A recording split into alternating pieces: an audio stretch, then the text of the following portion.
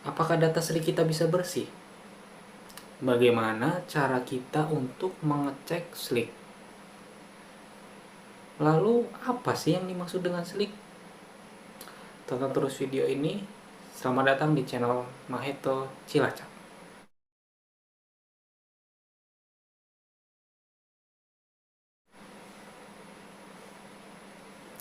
Baiklah, Assalamualaikum warahmatullahi wabarakatuh. Berjumpa lagi dengan saya. Pada kesempatan kali ini kita akan membahas tentang Slik OJK. Seperti yang saya sampaikan di awal tadi, ada 3 pokok pembahasan pada video kali ini. Yang pertama, apa sih yang dimaksud dengan Slik OJK? Kemudian, bagaimana cara kita untuk mengetahui atau cara kita untuk mengecek data kita yang ada di Slik OJK? Dan yang ketiga, mungkin ini yang banyak ditanyakan gitu ya. Apakah data kita apabila memiliki kredit macet gitu ya, khususnya seperti itu, bisa bersih di Slik OJK?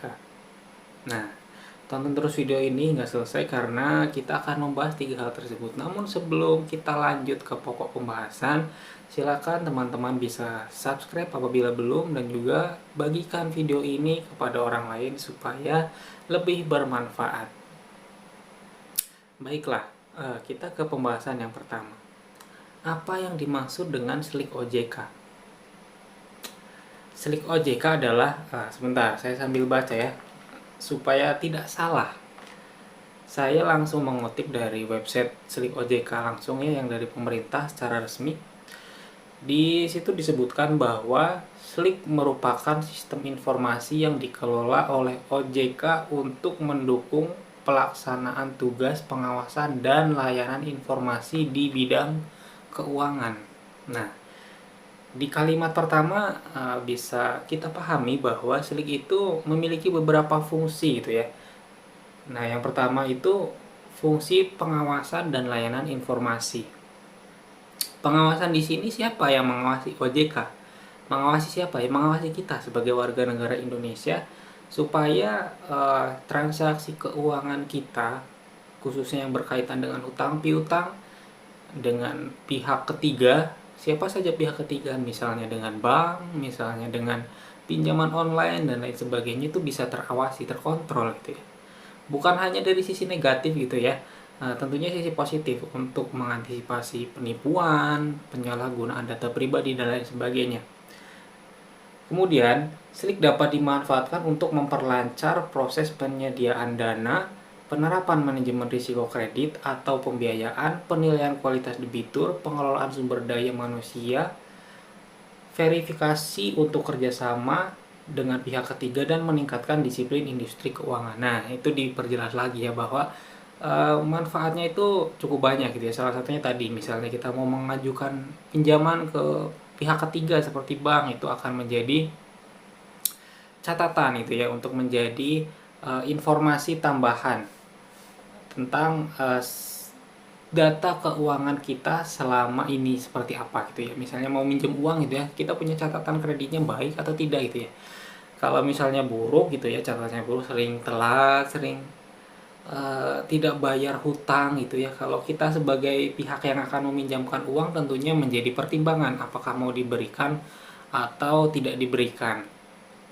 Nah, itu pengetahuan awal pengertian tentang Slik OJK.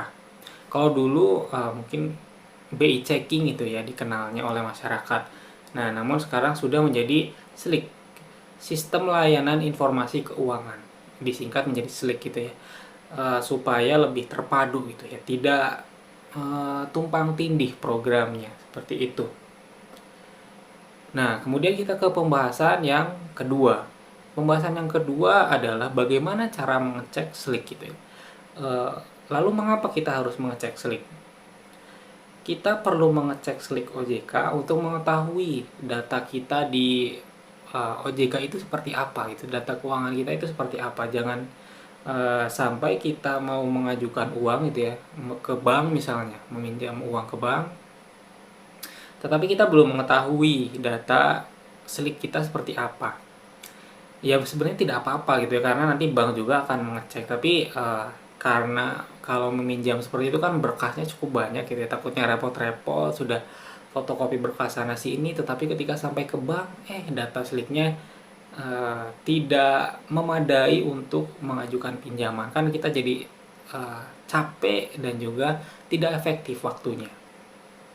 Nah, untuk mengecek slik itu ada dua cara. Yang pertama secara luring atau offline, yaitu datang langsung ke kantor OJK, dan yang kedua secara daring atau online melalui website idebku.ojk.go.id. Nah, bagaimana cara lengkapnya atau persyaratannya untuk mengecek slik? Nah, dalam video ini saya akan membahas cara-caranya ya.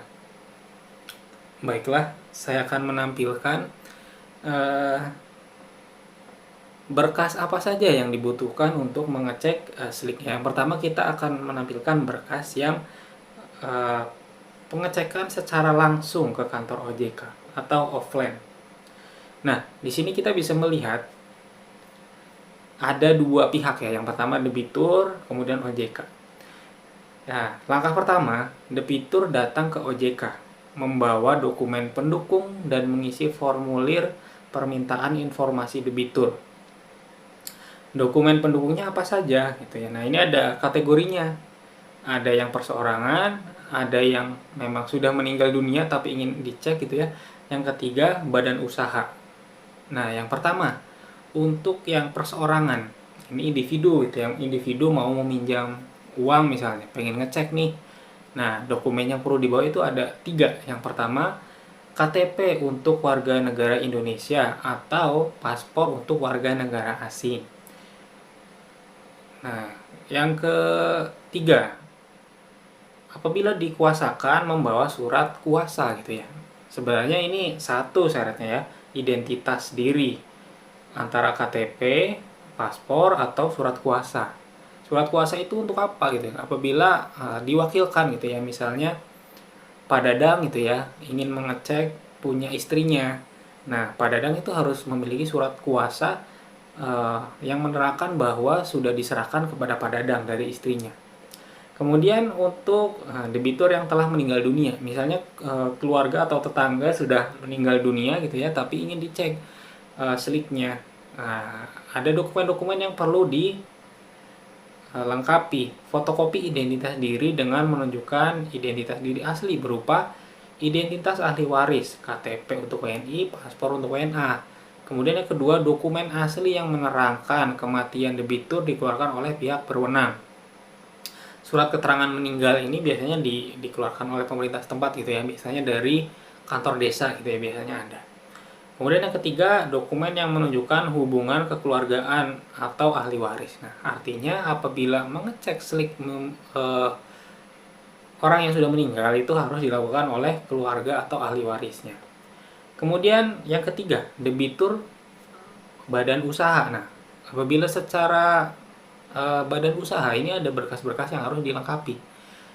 Fotokopi identitas badan usaha dan identitas pengurus dengan menunjukkan identitas asli badan usaha berupa NPWP. Nah, tentu saja ini NPWP-nya bukan pribadi ya, NPWP perusahaan atau badan usaha. Yang kedua, akta pendirian perusahaan. Nah, kalau punya badan usaha pasti punya aktanya ya, kalau resmi ya. Yang ketiga, perubahan anggaran dasar terakhir. Nah, kalau badan usaha yang baik itu pasti memiliki catatan keuangan ya. Perubahan anggarannya itu pasti ada. Yang keempat, apabila dikuasakan membawa surat kuasa, sama seperti tadi yang individu. Nah, setelah dokumen tersebut dilengkapi, langkah selanjutnya yaitu OJK melakukan pengecekan kesesuaian formulir dan dokumen pendukung. Nah, setelah mengisi formulir, dokumen-dokumennya tadi sudah lengkap, OJK itu mengecek gitu ya. Apabila telah sesuai dengan persyaratan, OJK melakukan penarikan data informasi debitur gitu ya. Artinya di sini ada pihak yang memang khusus tugasnya itu mengecek gitu ya. Setelah sudah sesuai nih, nah nanti dari pihak OJK itu mengambil data-datanya dari database yang mereka miliki. Yang ketiga, hasil akan dikirimkan melalui email pemohon yang didaftarkan. Nah, saat mendaftar ke kantor OJK, teman-teman menyerahkan email gitu ya, alamat surel yang aktif, supaya ketika